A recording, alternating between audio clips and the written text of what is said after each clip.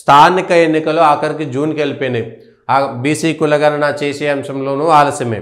ఎన్నికలు 2023 డిసెంబర్లో అధికారంలోకి వచ్చినటువంటి కాంగ్రెస్కు ఫిబ్రవరిలోనే స్థానిక సంస్థల యొక్క సమయం పూర్తవుతుందని తెలిసిన తర్వాత ఇప్పటిదాకా ఆలస్యం చేసినటువంటి కారణం ఎవరిది? తెలంగాణలో ఇప్పుడున్నటువంటి పరిస్థితుల్లో ఇచ్చినటువంటి ప్రతి పథకము బూమరాంగే అవుతుంది. ఆఖరికి బీసీ కులగణన, ఎస్సీ కులగణన ఏ పథకం కూడా కాంగ్రెస్కు కలిసి వచ్చేటువంటి పరిస్థితి లేదు.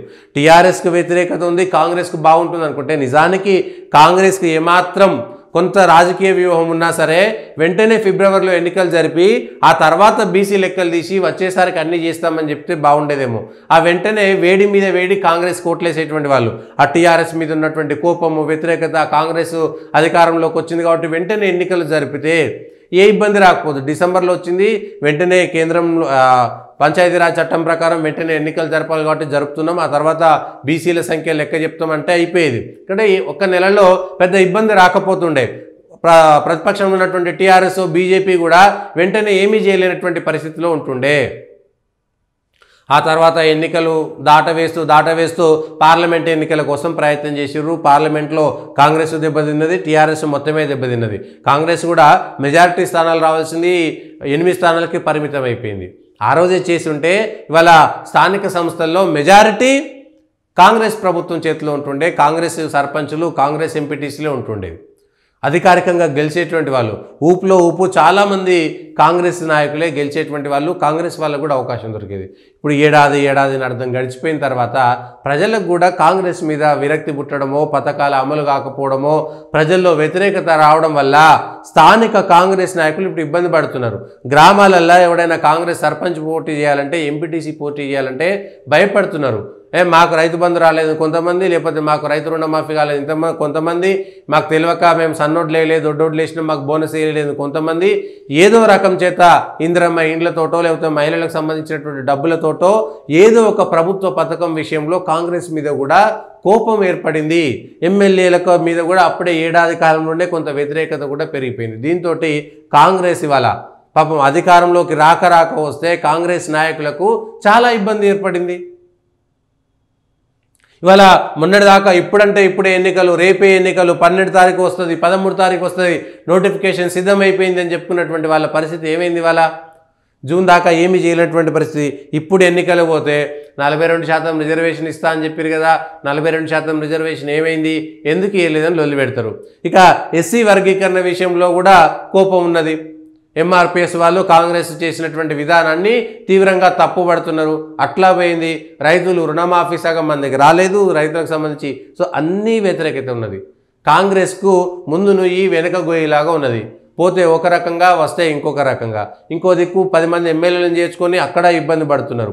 ఏది చేసినా బూమరాంగ్ అవుతుంది. కాంగ్రెస్ పార్టీకి ఇవాళ బీసీ కులగణన చేసిరు సార్, అదొక అంశం. బీసీ కులగణన చేసి మళ్ళీ మిగిలిపోయిన 3.1% కుటుంబాలకు మళ్ళీ వివరాలు ఇవ్వాలట. ఏం పర్లేదా జనాలకిగా? కేసీఆర్ ఆల్రెడీ చేసినటువంటి సర్వే ఏందో బయట పెట్టలేదు. బీసీ కులగణన అని చెప్పారు, అనేక లీకులు ఇచ్చేసారు, ఇవాళ కులాల మధ్యన కొట్లాటలు పెట్టారు. పోనీ అధికారికంగా రిలీజ్ చేసిరా?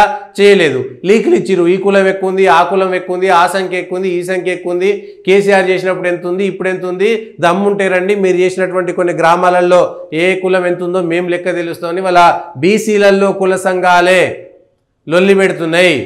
ప్లస్ జనాభాలో తేడాల మధ్యన పార్టీల నాయకులు ప్రజలు కూడా తీవ్రంగా అనుమానం వ్యక్తం చేస్తున్నారు. ఆధార్ కార్డుల సంఖ్య కానీ, లేకపోతే ఓటర్ల సంఖ్య కానీ, ఓట్ల సంఖ్య కానీ, 2011 సెన్సెస్ కానీ, కేసీఆర్ చేసినటువంటి సర్వే విషయంలో కానీ, ఓట్లు వేసినటువంటి వాళ్ళు ఎంతమంది, ఓటర్ల సంఖ్య ఎంతమంది, ఓట్లు లేనటువంటి వాళ్ళు ఎంతమంది, ఆధార్ కార్డుల సంఖ్య ఎంత, ఇవన్నీ లెక్క తీసుకుంటే కులగణనలో వచ్చినటువంటి జనాభాకి, నిజంగా ఉన్నటువంటి జనాభాకి అనేకమైనటువంటి తేడాలు వచ్చినాయి. రేపో మాపో కేంద్రం కూడా జనగణన మొదలు పెడుతుంది. అప్పుడు దానికి దీనికి టాలీ కాకపోతే పెద్ద తలకాయ నొప్పి. ఎస్సీ కులాలకు సంబంధించి, ఎస్టీ కులాలకు సంబంధించి కేంద్ర జనగణనలో ఖచ్చితంగా వివరాలు బయట పెడుతుంది. ఆ సెన్సెస్లో బయటకు వచ్చిన తర్వాత మళ్ళా కాంగ్రెస్కి ఇబ్బంది పడదా? వాళ్ళు చేసేది 5 నెలల్లో 6 నెలల్లో అయిపోతుంది, అంతా బయటకు వచ్చేస్తుంది. సెన్సెస్ వివరాలన్నీ బయటకు వచ్చిన తర్వాత కాంగ్రెస్ ప్రభుత్వం చేసినటువంటి కులగణనలో జనాభా వివరాలు, దాంట్లో జనాభా వివరాలు 99% ఒకే విధంగా ఉండాలి, టాలీ కావాలి.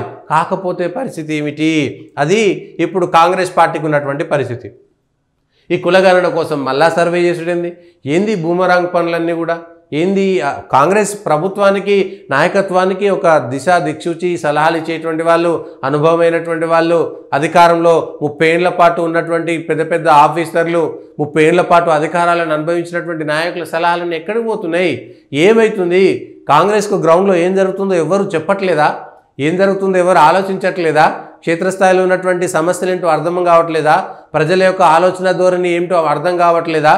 ఏ సోషల్ మీడియా చూసినా బయటకు వస్తుంది. పోనీ సోషల్ మీడియాలో కావాలని బీజేపీ వాళ్ళు, టీఆర్ఎస్ వాళ్ళు, వాళ్ళకి సంబంధించినటువంటి ఛానళ్లలో కావాలని ప్రజల అభిప్రాయాన్ని నెగిటివ్గా తీసుకొచ్చేటువంటి ప్రయత్నం చేస్తే జెన్యూన్గా మీరే సర్వే చేసుకోండి. థర్డ్ పార్టీకి సంబంధించినటువంటి వాళ్ళతోటి తీసుకోండి. ప్రజల్లో ఉండేటువంటి వ్యతిరేకత ఏంటో అర్థమైపోతుంది. ప్రజలకు మీరు ఇచ్చినటువంటి వాగ్దానాలు ఏంటి? ప్రజలు కోరుకున్నదేంటి? ప్రజలకు మీరు నెరవేర్చిందేంటి? ఇంకా ప్రజలకు ఉన్నటువంటి కోపం ఏమిటి అనేటువంటి విషయం పైన అర్థం చేసుకోవాల్సినటువంటి అవసరం ఉంది. గతంలో కేసీఆర్ సర్కారును పోల్చుకుంటారు, లేకపోతే మోడీ సర్కారును పోల్చుకుంటారు, ఇప్పుడున్నటువంటి పరిస్థితులను పోల్చుకుంటారు. ఖచ్చితంగా దీనిపైన కాంగ్రెస్ పార్టీ బూమరాంగ్ కాకుండా చేయాల్సినటువంటి అవసరం ఉన్నది. ఇప్పుడు పెడతారు, మళ్ళీ 16 నుంచి 28 దాకా మళ్ళీ సర్వే చేస్తారు. సర్వే చేసినాక మార్చిలో అసెంబ్లీ సమావేశం బీసీ బిల్లు అప్పుడు పెడతారంట. పెడితే తెలంగాణ అసెంబ్లీ ఓకే అంటది, ఓకే కేంద్రానికి పంపిస్తుంది. అప్పుడు పార్లమెంట్ సమావేశాలు అవుతాయి. పార్లమెంట్ సమావేశాల సందర్భంలో బీసీ కులగణన చేసిరు కాబట్టి బీసీల రిజర్వేషన్ పెంపును వెంటనే ఒప్పుకుంటారా? అది జరిగే పనేనా? దానికి సుప్రీంకోర్టు ఉంటుంది, 50% రిజర్వేషన్ పెంచొద్దని అంటారు. మీరు ఇప్పటిదాకా మహారాష్ట్రలో కానీ, మధ్యప్రదేశ్లో కానీ, ఇతర రాష్ట్రాల్లో జరిగినటువంటి స్థానిక ఎన్నికల్లో, తమిళనాడులో కానీ స్థానిక ఎన్నికల్లో రిజర్వేషన్ల పెంపు కోసం ఆయా రాష్ట్ర ప్రభుత్వాలు చేసినటువంటి విధానం పైన అధ్యయనం చేసిరా? తెలుసుకున్నారా? అట్లా ఏమైనా తెలంగాణలో చేయడానికి అవకాశం ఉందా? 42% రిజర్వేషన్ సాంకేతికంగా సాధ్యం కాదు, మేము పార్టీ పరంగా ఇస్తాం. ఎవరు నమ్మాలి మీ పార్టీని?